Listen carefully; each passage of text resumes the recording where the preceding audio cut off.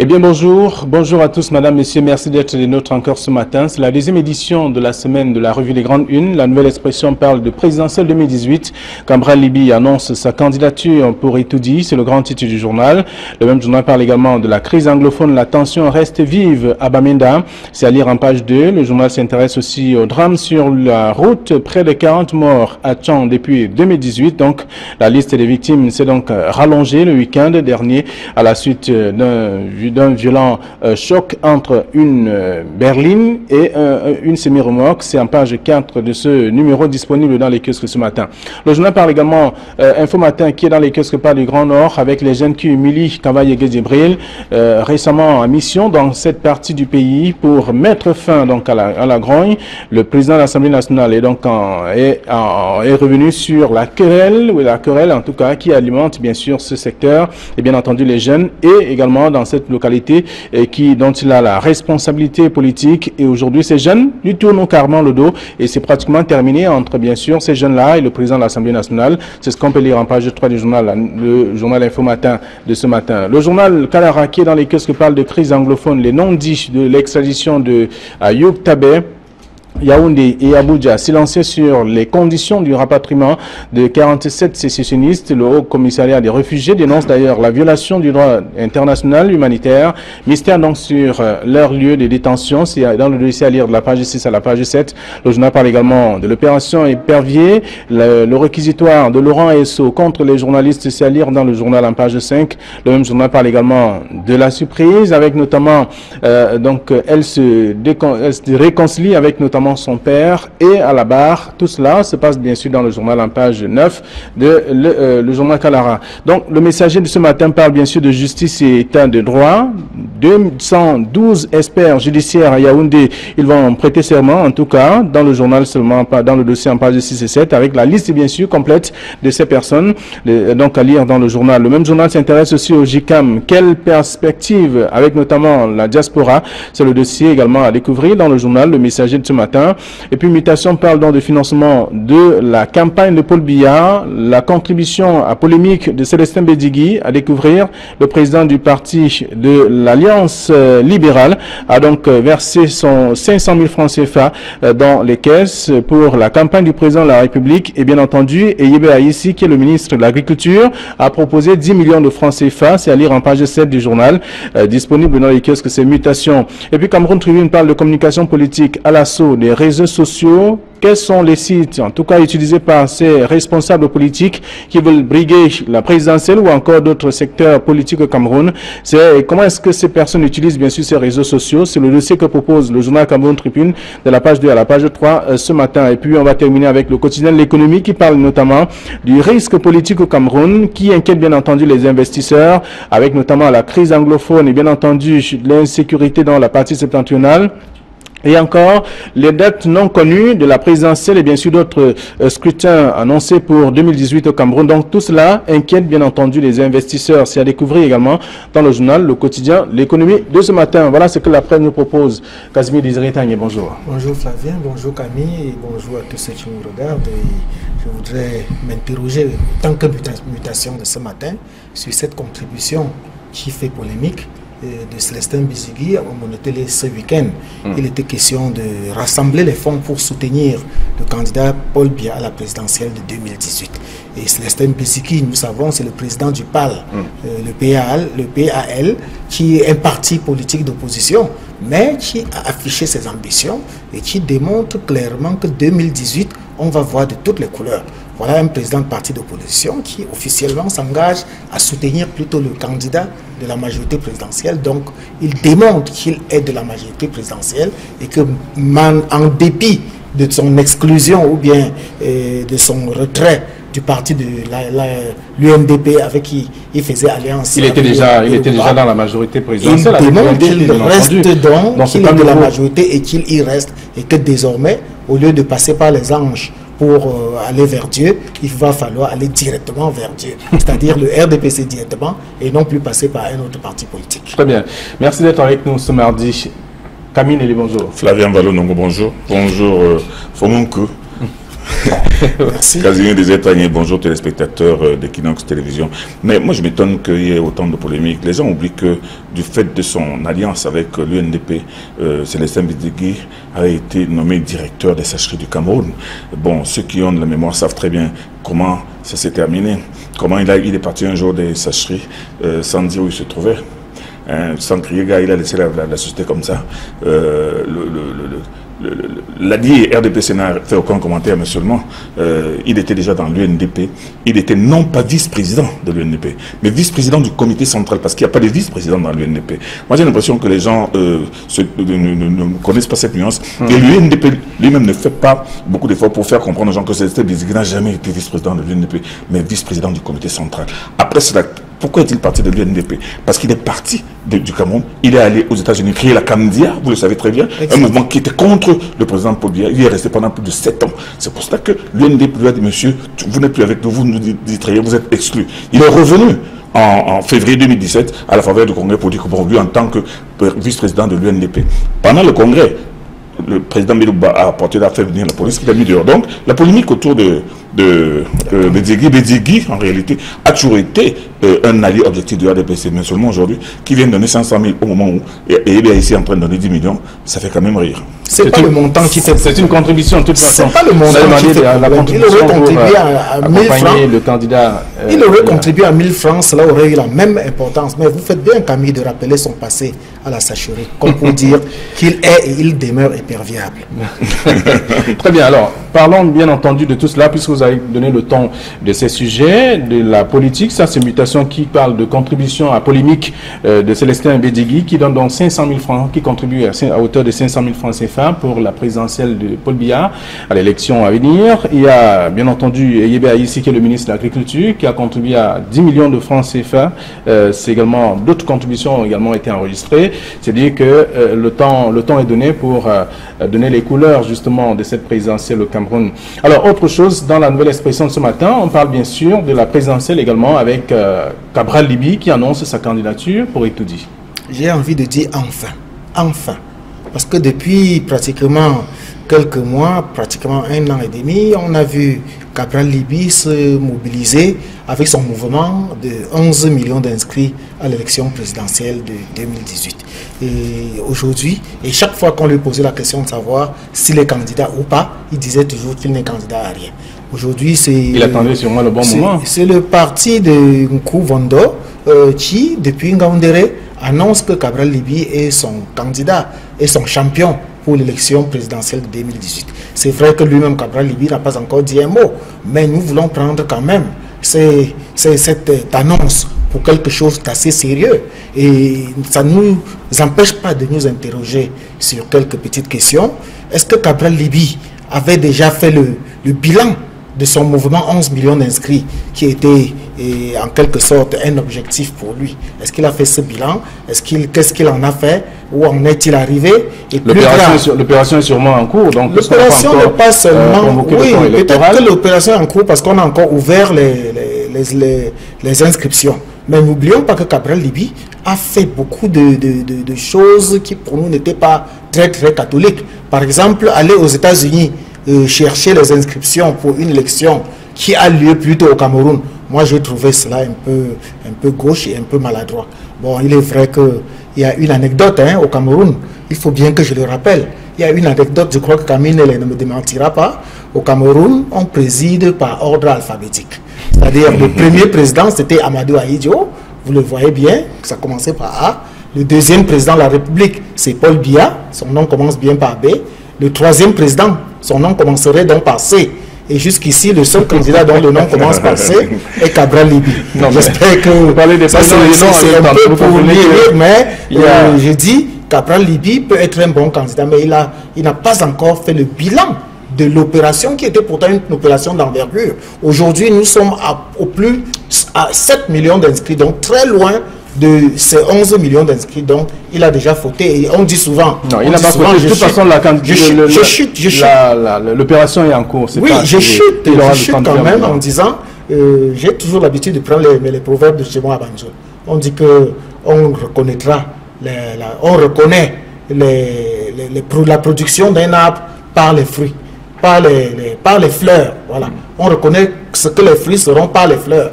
Alors, si les fleurs n'ont pas été déjà très bonnes, je ne suis pas sûr que les fruits seront ce qu'on attend. Bon, c'est un procès de toute façon. Alors, donc, on parle de la présidentielle. Si aujourd'hui la candidature est annoncée pour Etoudi, c'est le moment qui a été choisi.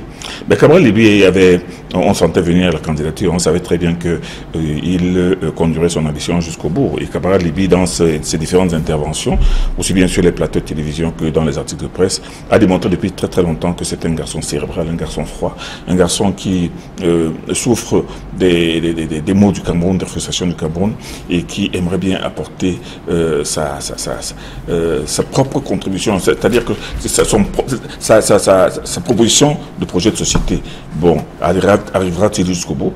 On ne sait pas, mais ce que l'on sait, et moi je le lui ai dit un jour, que son idée de faire inscrire 11 millions de Camerounais est tout simplement génial. Mais le problème est qu'en réalité, nous sommes combien au Cameroun aujourd'hui? On sait de quand date le dernier recensement, et on sait très bien que ce recensement n'a jamais fait ressortir la réalité du terrain. Regardez une ville comme la ville de Douala, qui a à peu près aujourd'hui 6 à 7 millions d'habitants. Elle est toujours considérée sur le plan électoral comme une ville de 1,5 million d'habitants.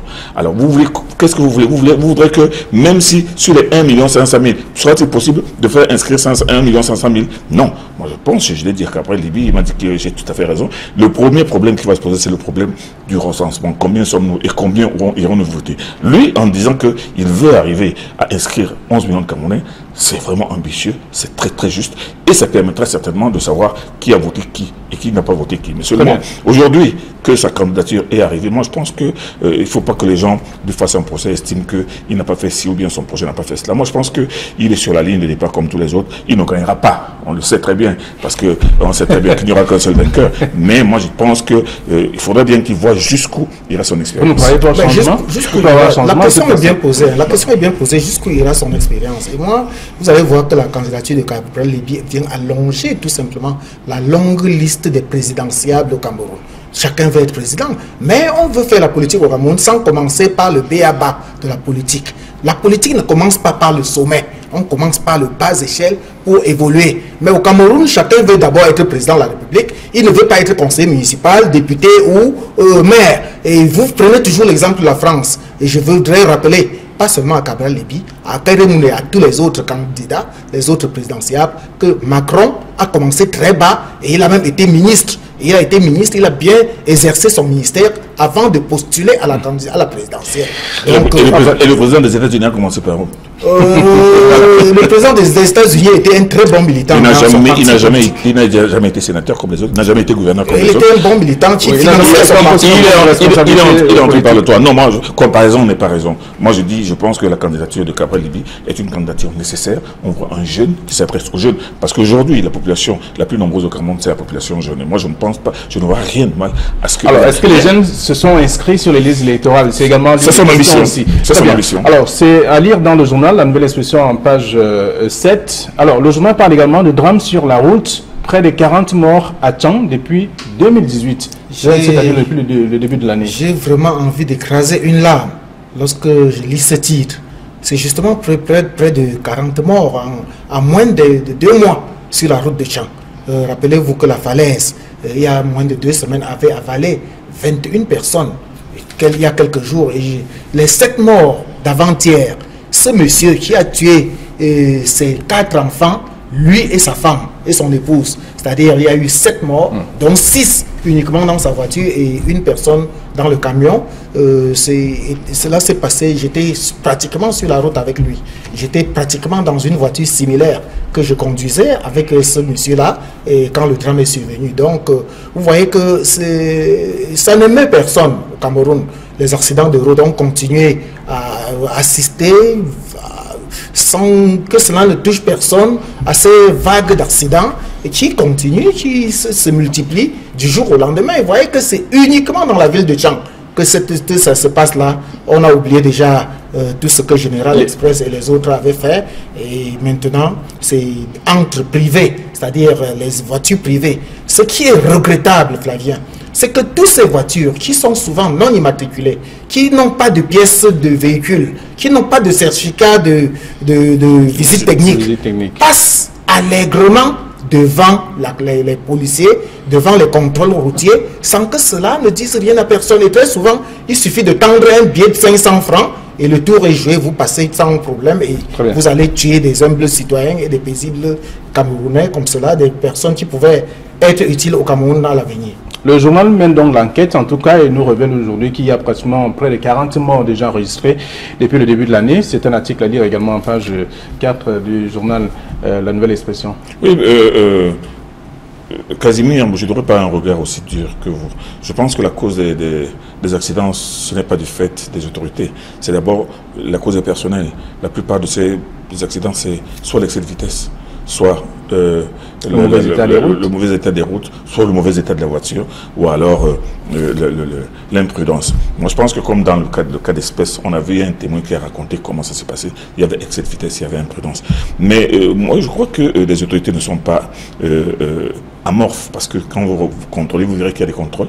Un contrôle qu'on appelle maintenant de deuxième ou troisième génération, je ne sais pas trop, où on regarde l'état des pneus, on regarde le nombre de personnes qu'il y a dans les voitures, on regarde si la personne qui transporte ces personnes-là est habilitée à faire le transport clandestin, le transport. Donc moi je pense qu'il y a des mesures qui sont en train d'être prises, mais les véritables responsables de ces accidents, ce sont les chauffeurs eux-mêmes, soit quand ils sont sous, soit quand ils sont imprudents. Et moi je pense que si on regarde du côté de Tchang, il y a 40 morts, mais du côté de Yaoundé, sur la route de Yaoundé, il faut dire que le nombre a énormément baissé parce que là-bas les contrôles sont un peu plus drastiques. Donc je pense que c'est d'abord une responsabilité individuelle. Il faudra conscientiser les Camerounais davantage pour leur faire comprendre que rouler la nuit, rouler fort, rouler en état d'ébriété et rouler dans une mauvaise voiture n'est pas une bonne chose.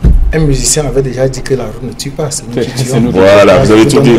Vous avez tout dit. Alors donc en page 4 du journal La Nouvelle Expression, la crise anglophone, on parle également dans le journal Kalara ce matin. Les non-dits de l'extradition de Ayouk Taber, Yaoundé et Abuja restent silencieux. C'est ce que le journal nous apprend sur les conditions du rapatriement de 47 sessionnistes. Mais en même temps, on parle aussi du Haut Commissariat des réfugiés qui dénonce un peu la violation du droit international humanitaire. Mais moi je ne comprends pas, il y a quelque chose qui me surprend. Il y a une polémique aujourd'hui qui est en train de faire florès entre extradition, rapatriement, ça veut dire quoi? L'essentiel c'était que M. Ayouk Tabe, qui avait dit devant les télévisions et sur les réseaux sociaux qu'il est prêt à mourir pour le pays, M. Ayouk Tabe qui a lancé les gens, ces gens qui se battaient sous l'étendard de son drapeau en disant que eux ils sont libres, c'est leur pays, ces gens qui tuent les gendarmes, brûlent les édifices publics, brûlent le drapeau, et vous pensez aujourd'hui que ces gens-là ne doivent pas être arrêtés pour répondre de ce qu'ils ont fait, et ces gens qui continuent, parce que dans la nuit, vous savez très bien que dans la nuit d'avant-hier, hier, il y a eu des coups de feu à Bamenda, et précisément dans le quartier de John Foundi en Tarikon, et je m'étonne que jusqu'à présent John Foundi n'ait pas encore ouvert la bouche pour condamner cela, parce que ça se passe sur son fief. On ne comprend pas comment les élites du Nord-Ouest n'élèvent pas le ton pour condamner ces actes d'insécurité. C'est la psychose qui règne là-bas. La psychose règne. Alors moi, pendant ce temps, j'ai lu dans un journal que Mme Ayouk Tabe dit que son mari n'est pas un terroriste. Ça fait bien rire. Alors on l'a arrêté pourquoi? On l'a extradé pourquoi? Pourquoi y a-t-il aujourd'hui ces ONG des droits de l'homme qui sont en train de demander le respect des droits de l'homme? Le respect des droits de l'homme, quand les ambazoniens tuent des populations, brûlent des maisons, assassinent des gendarmes, est-ce que ces ONG se posent des questions sur les droits de l'homme, sur les droits de ces gendarmes, sur l'irrégularité, sur le caractère criminel de ces actes? Moi je pense que c'est un débat qui est vraiment qui donne le vertige. Il ne faudra pas que ces ONG prennent les Camerounais pour des idiots, présente M. Sissoko comme un innocent ou comme quelqu'un qui n'a rien fait du tout, qui n'a aucune responsabilité. Non. Et puis moi, je ne vois pas pourquoi on est en train de menacer le Cameroun aujourd'hui, de montrer M. Sissoko Ayouk Tabe comme s'il est devenu un personnage tellement important qu'il faut qu'on soit sûr qu'il est là. Moi, je pense que les autorités judiciaires qui s'occupent de ce dossier sont en train de mener leur instruction, ils sont en train de procéder aux interrogatoires. Le moment viendra où on le montrera, il n'est pas une personne, on n'a pas posé de conditions au Cameroun, surtout pour quelqu'un qui a envoyé des gens et qui envoie toujours des gens menacés, tués, brûlés. Très bien. Les non-dits de l'extradition de Ayouk, également dans le journal La Nouvelle Expression, on parle d'extrader, expatrier ou alors extrader. De toute façon, c'est la question que se pose La Nouvelle Expression ce matin sur la même situation. Extrader ou expatrier, c'est pratiquement la même chose. Ça, c'est un faux débat. Maintenant, sur les non-dits, je crois que c'est un peu plus important. Nous en savons un peu trop par rapport à ces non-dits-là, parce que le ministre de la Communication, Issa Chiro Bakari, avait présenté 47 personnes sans dévoiler les noms. En dehors de ce Ayouk Tabe, il n'a dévoilé aucun nom.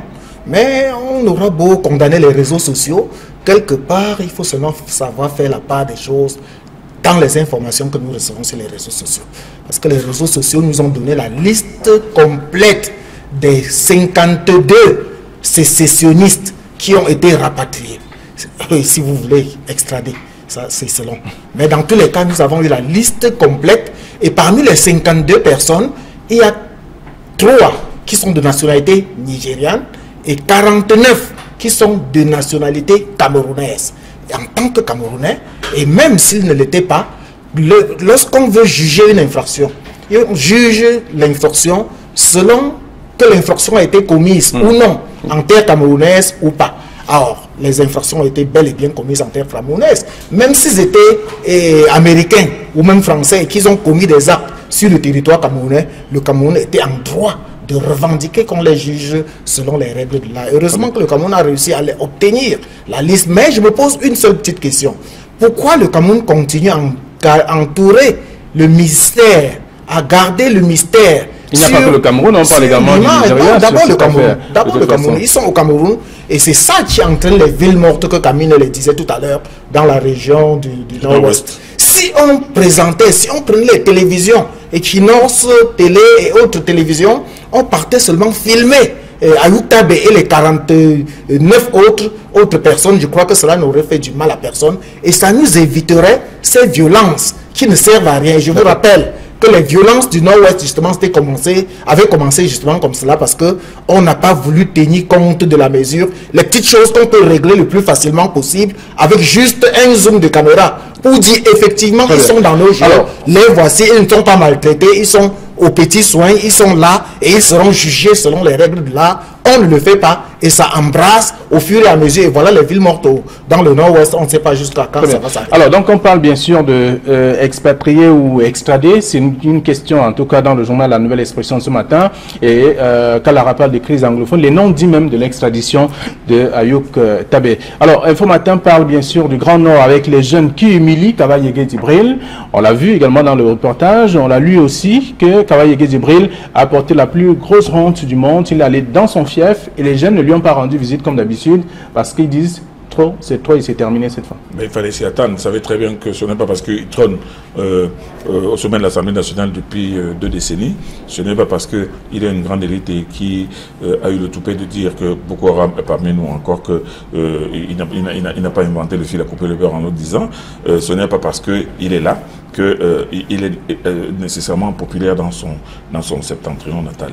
La vérité, et là aujourd'hui, moi je pense que les journaux qui veulent aller jusqu'au fond de l'information vont bien évaluer le degré de popularité et le degré d'acceptation de ces élites qui sont à la tête, qui trônent dans le gouvernement, dans leur propre région. Parce que là maintenant la campagne a déjà été lancée, même si le chef de l'État n'a pas encore donné le kick-off, mais tout le monde commence déjà à aller voir dans son village, à commencer à aller faire le cinéma pour lui montrer au chef de l'État que moi je travaille beaucoup, moi les jeunes derrière moi, les populations derrière moi. Ça, mal en a pris à Kaba Yegué Djibril qui est arrivé dans son village et les jeunes l'ont boudé. Bon, il est vrai que Info Matin, en le faisant ressortir sur 5 colonnes à la une, a envie de l'étaler, dire qu'en voilà un. Seulement, il faudrait que Info Matin aille jusqu'au bout et démontre qu'il y a aussi des élites du centre, du sud, de l'est qui ne sont pas nécessairement populaires dans leur propre village. On a commencé par Kavaï, il faudrait bien qu'on aille jusqu'au bout. Mais toujours est-il qu'avec cette campagne qui a commencé, on va voir tous les apparatchiks sur le terrain pour démontrer, pour lui dire que non, moi je travaille. On verra bien. Kaba Yegué Djibril vient de recevoir une véritable gifle suivie d'une chandelle par les jeunes. Bon, on va voir comment ça va continuer avec les autres. Très bien. Alors, ce sont des jeunes qui se sont constitués. Ils estiment qu'il y a trop de caciques dans le Nord qui ne font rien pour eux et qu'il faut mettre un terme à leurs différentes actions qui sont menées négativement au niveau de la base. Flavien, quand Jupiter veut te perdre, il te rend fou. Ça, c'est sûr de tous. Voilà Kaba Yegué Djibril, qui est président, qui est au perchoir de l'Assemblée nationale depuis 1992. Et qui y reste. Il reste.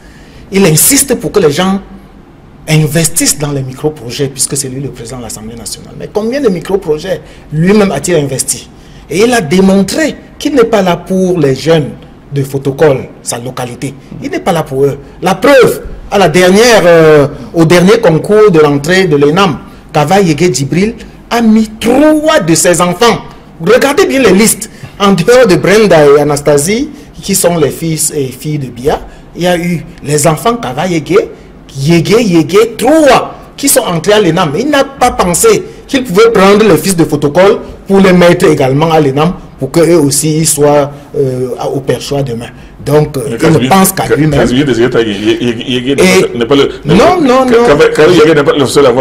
je vous rassure, je prends sur moi et je suis prêt à le démontrer. Kava Yégué a mis 3 de ses enfants, 2 qui sont ses enfants locatifs et un qui est sa cousine. Il les a mis à l'ENAM contre vents et marées. Et aujourd'hui, il fait les tournées. Et ce n'est pas la première fois qu'il échoue. Hein. Je voudrais vous rappeler qu'il y a eu déjà au primaire du RDPC, Kava Yégué avait échoué. Et c'est le comité central qui l'a imposé. Vous avez peut-être déjà oublié cela. Non, donc Kava Yégué n'est pas toujours un saint, n'est pas ce que l'on pense. Et il faudrait que, justement, même avec l'effet Cabral, la liste est là, il faudrait qu'avec l'effet Cabral-Libye, qu'on revienne, qu'on essaie de rajeunir la classe politique. C'est inadmissible que quelqu'un reste au perchoir pendant plus de 30 ans. Ça, c'est dès qu'au Cameroun qu'on peut voir pareille chose. Très bien. Alors, grand nom, donc, les jeunes Émilie Kava Yégué Djibril, c'est Info Matin qui nous l'apprend ce matin, en page 3. Alors, je vous invite à lire et à faire un tour dans les kiosques pour davantage être au parfum de l'actualité à travers les journaux disponibles ce jour. Merci à vous, chers messieurs. Bon retour à vos différentes rédactions. Demain, nous serons encore là, juste après le journal de 9h sur Equinox. Bonne journée.